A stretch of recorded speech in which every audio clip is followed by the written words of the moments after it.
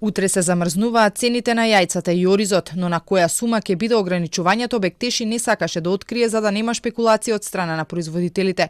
Со одлуката нема да се дозволи скок на цената пред верските празници. Ќе биде една од цените од месец март. Не би сакал тоа јавно да го кажам, затоа што можат одредени трговци и производители да се подготват, но тоа не значи дека немаме доверба кај нашите стопанственици. Деновиве дел од производителите на јајца предупредија да се внимава со корекцијата на цената кај овој производ затоа што може да го снема од пазарот.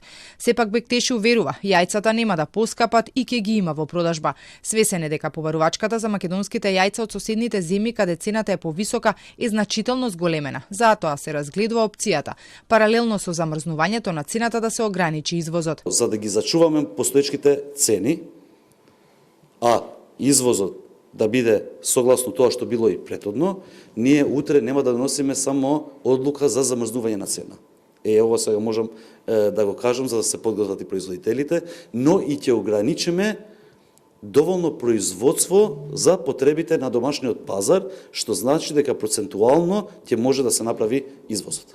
Дневно во земјава се произведуваат од 700 до 800 илјади јајца. Дел оди из извоз. Најефтини се во земјава, а најскапи во Грција. Иако на листата за замрзнување на цената се споменува и шекерот и брашното, сепак тука нема да се прават корекции затоа што кај овие производи веќе имало намалување.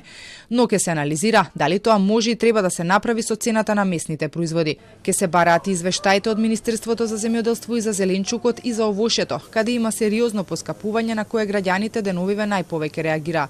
Од минатата недела поевтинија за 10 до 15% тестенините, млекото и млечните производи, а цената на белиот и полубелиот леп се ограничи на 33 денари. Ваквите одлуки дојдоа откако прехранбените компании не ги намалија цените, а 3 месеци користеа субвенционирана струја, но нема законска основа тие да бидат санкционирани. Единствената казна за нив ќе биде тоа што ќе им се укине ефтината струја. Дел од експертите и од ССМ пак сметаат дека со замрзнувањето многу се доцни.